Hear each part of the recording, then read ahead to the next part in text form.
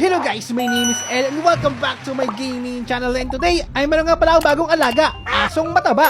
Labas ang kanyang dila pero di siya nangangagat. At ang pangalan niya ay Paldo, kahit ang buntot niya ay nakalbo. Tara Paldo, meron tayong importanteng misyon.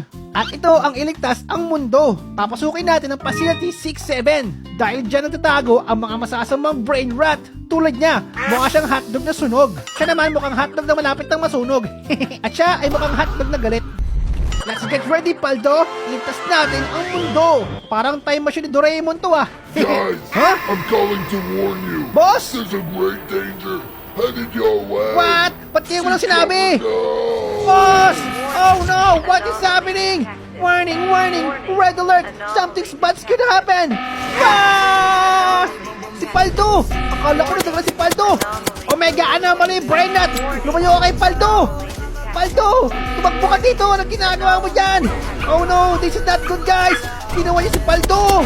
Bitawan mo si Paldo! Ang pakit-pakit mo! Labas pa kadila mo! Ay! Tama puta! Ala! Kidnapper! Kidnapper ng aso!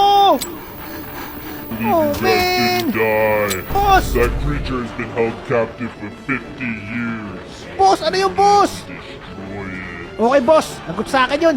At inilitas ko si Paldo. Teka, ba't bumabagal? Flag out! Naubusan pa nga ng bat.